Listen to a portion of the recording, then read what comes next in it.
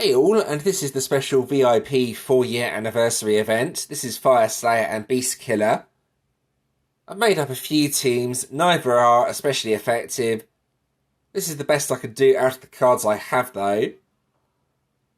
Most of my focus for this event will be the guild bosses. I will explain why in a bit. So on to the first team I've made. This is just a basic team. This is just for getting quick kills on the easier bosses. So the Fire Force Strike Team card. This is the card that has the killer skill needed. It only spawns fire gems and not power gems, so it's not especially effective. It's the only Beast Fire Slayer ultimate form I have though, so I kind of need that on the team. It's only 600% as well. With that, I have Merrick the Brawn. Just spawns a lot of power gems, that's why that's on the team. Culinary Kings. I'm sure you've all seen this card before. It's very commonly used, mainly due to that massive upgrade skill. Bonafide Brawlers. Another card that spawns quite a few power gems. Again, that's pretty much the reason these cards are on the team. And then Blitzkrieg Beasts. Another very good card. Creates a lot of power gems. It's also 5 pink stars, or should I say my copy of this is. So it's a good card on the team, but that's only for quick kills. That gets around 20% on Diamond. So not much use on the bigger bosses. This team is a bit better though. So the idea behind this team is high performance unit area and the Gurus boost up immortal killer damage. Culinary King spawns a lot of power gems, and then all the damage is in the Blitzkrieg Beast card. So start with area. You've seen this card before. It gets the supercharged boost, increases the immortal killer attack.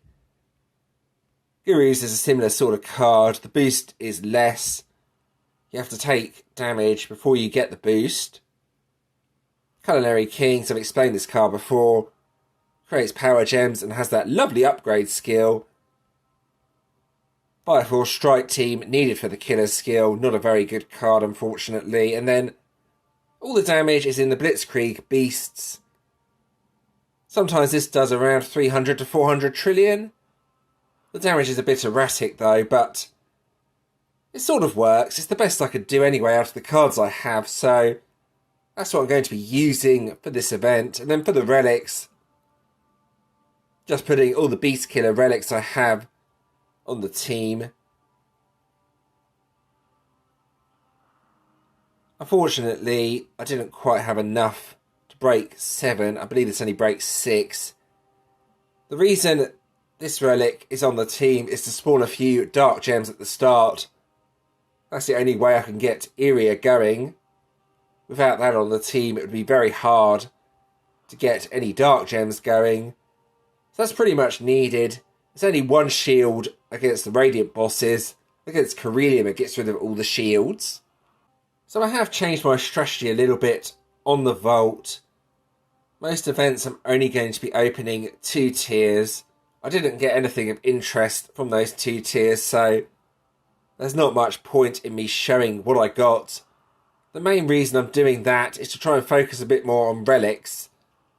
I'm going to be getting the rare relics from the Drillfist store each week. Plus I really need to get both the Master and Ultra Hero each week as well, so that costs over 3,000 gems in total. As a completely free player, getting all these gems is not easy, so yeah, my main focus is going to be the Drillfist store now, just to try and get more relics and hopefully some decent older decks. Anyway, with that said, let's get on to some actual event gameplay. Here we go. So here we go with the actual event. The main focus of this event should be these VIP 4-year anniversary bosses. These give some amazing rewards. I've seen souls, relics, bunch of cards, sometimes mana as well and stuff like that. Really good rewards. Each time you kill one of these, you get up to 2 gift bags. There's a few in mail. I'm going to be opening those in a minute to show you what sort of rewards you get. There's a golden one there as well. So the golden gift bags are pretty rare. They occasionally come up. This one's been killed, so let's see what I get. Oh, look at that. Wow. I don't believe it. That's only my second golden gift bag in the entire event so far. But yeah, as you can see from that, they come up. And then another boss should spawn pretty soon afterwards. So these can be killed however you want, pretty much. I don't recommend leaving them up for more than a few minutes, though. The rewards you get from the gift bags are too good to really throw away by leaving the bosses up for ages. So there we go. That's what the bosses look like. But I'm sure you want to see what the rewards look like. So here we go. Let's start with the 30 normal gift bags. Let's see what I get. Here we go. So support coins, probably the worst reward you can get from these. Gold as well. Not exactly good. Yeah, most of these rewards are a bit on the junk side. However, occasionally you get something decent like this. Support coins are definitely the worst reward. Fire Slayer dust is actually pretty decent. Normal pink dust, not that good. You can see what sort of rewards you get though. They're definitely worth focusing on, but you've got to expect to get junk most of the time, but keep going and occasionally you'll get something decent. I think that's a main hero actually. There you go, another decent reward. You will get Ultra and Master heroes occasionally as well, and sometimes relics, so yeah, pretty decent rewards. You should have a ton of dust at the end of this for sure. I'm not sure why there's 250 gold. That's a bit bad, but yeah, you can see. I think I got about 5 or 6 decent rewards from this.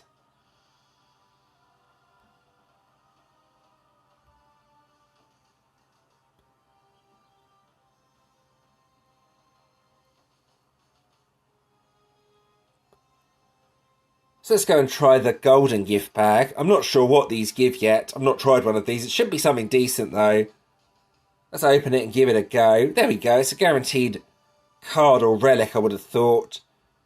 So yeah, if you get the golden ones, you should get something decent from them with a bit of luck. I'll go ahead and tag the next one.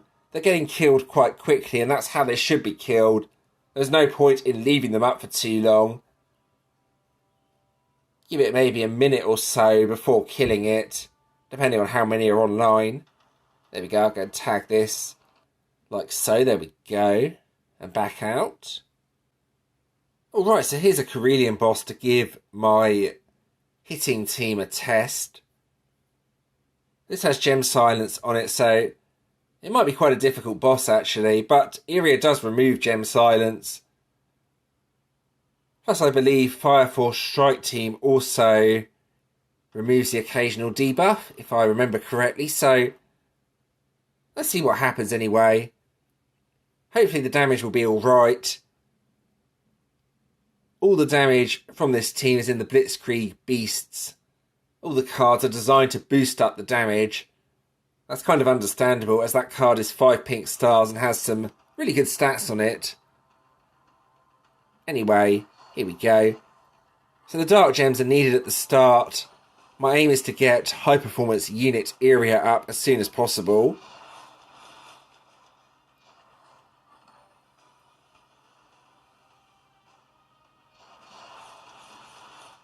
I'm going to need a few more turns. Gem Silence is hit, but I can remove it using Iria, so it's not too much of a big deal. That's why this sort of team is effective as well. The problem here is I don't think I'm going to be able to get out more than one hit, as there's not many Dark Gems. We will see though. See what happens. So I'm not going to use Fire Force Strike Team, as it's just regular fire gems. Let's try matching those two power gems. This should be good. Yeah, 576.6 trillion on the Blitzkrieg Beasts. Okay, there are enough dark gems to get another go with Area. Let's try again and see what I can do. Yeah, that first hit wasn't bad. Against Radiance, though, I'm going to have major problems. Okay for Carillion, but no good on Radiance. The other problem is it's only really good on locked bosses, so yeah, it is what it is. If you're really struggling for teams, you can use something like this, but you likely have better teams than this.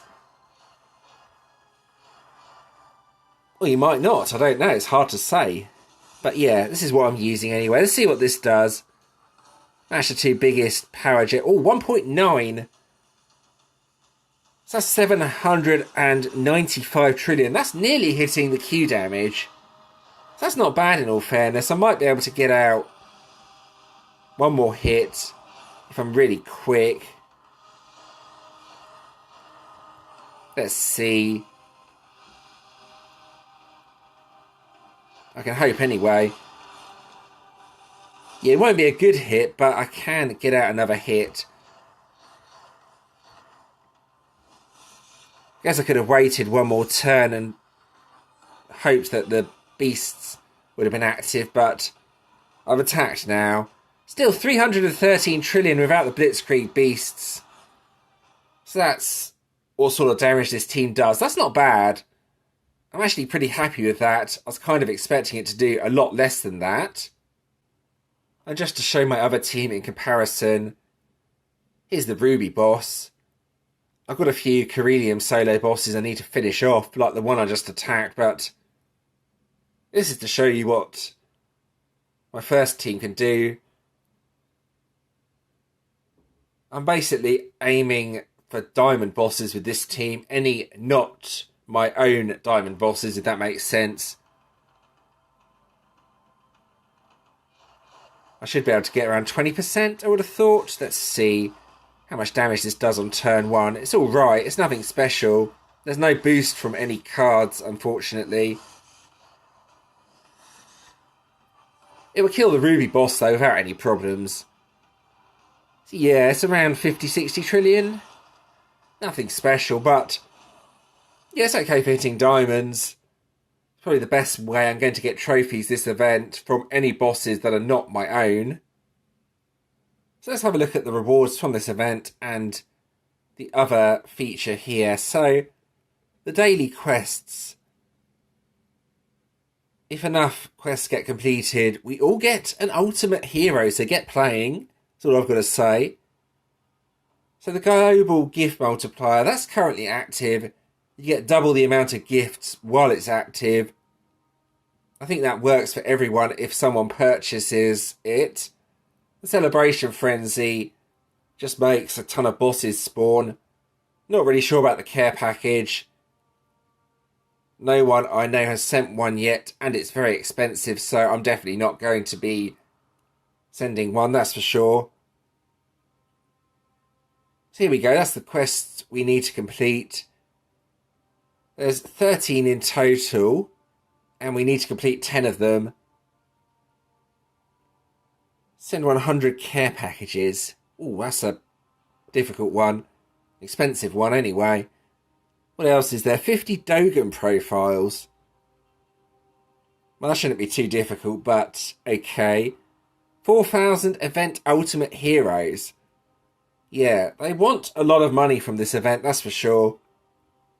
Then the care packages feature at the end. I have no idea what this is about. I think it's to do with the amount of care packages that a guild has sent. Oddly enough, I don't really recognise any of the guilds, apart from maybe the EMF guild, that are in the leaderboard here, so that's kind of strange.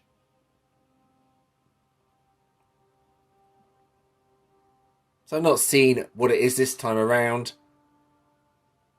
some sort of Earth Dragoon or Warden. It's a Warden. What have we got on the Warden? Let's have a look. Flatline. Yeah, that's basically useless nowadays. I don't know anyone that uses a revive skill. Or if it is used, you can remove Flatline anyway with a lot of battle skills. So, yeah, that's pretty much useless, unfortunately, now. As with all other modern Wardens, the stats are pretty decent, but yeah, nothing exciting about that. It's probably not one that many players are going to be using. So I believe it's a potion collection again. They said in the newsfeed they were increasing the potion 1s to potion 2s, but this is still a really poor collection. Yeah, the decent rewards stop at the Orb of EXP 2. From that is, yeah, not very good at all. I might as well go and claim all of these though. I mean, the Wisp core shards are okay. That's about it though. It's just, I don't know why they're putting potions in the event rewards. Not sure how anyone could possibly think that's a good idea when potions are so easy to get. But never mind, it is what it is. It's the most disappointing part of this event, but the rest of the event is pretty good, so can't really complain too much if I'm being honest. Now I'm going to have a look at the actual event deck. There are also a bunch of deals. We go here. 90 quid for a bunch of Phoenix. Really? Okay, so that's not exactly a good deal. 2 times Gemlock relics, upcoming deal. Yeah, again, that's not especially good either. Yeah, so based on that, probably gonna avoid even really talking about those deals. You all know that I don't spend real money on the game. I'm still VIP 1, so that's completely out anyway. So what does the actual event deck look like? Well, we're about to find out. Let's start with Bowie Unleashed. Bonus attack buff, that's pretty good. Spell 1 enemy buff and increase this hero's attack. So it does have an attack boost on it. Also has the bonus attack as well, so could potentially be pretty good in GVG. You'd have to test this out for yourself. Now this creates a lot of power gems. 14 fire power gem level 6. Plus it also has a cleanse on it. So yeah, this very much feels like a GVG deck, if I'm being honest. Then finally, the ultimate form will have a mix of both skills, I would have thought. Yeah, there we go. I don't know too many cards that boost up Beast Killer damage, so you're going to need to test things out and hopefully find some sort of deck that works. But yeah, I think the best use for this deck is in GVG. And there we go, that's the end of this video. I hope that was helpful. So you may need to test things out, as I've already mentioned. I can see a possible few good potential decks. I mean, you could try what I was using with the Gurus and High Performance Unit area with the ultimate form. It will spawn a ton of power gems. That might be pretty effective. I don't know. I can't test it out, unfortunately. But as always, if you do have any questions or suggestions regarding this video, please let me know in the comments and I will do my best to help. Also, if you did enjoy this video, giving it a like and subscribing to the channel is always appreciated. Thank you to those that have already subscribed, and thanks for watching.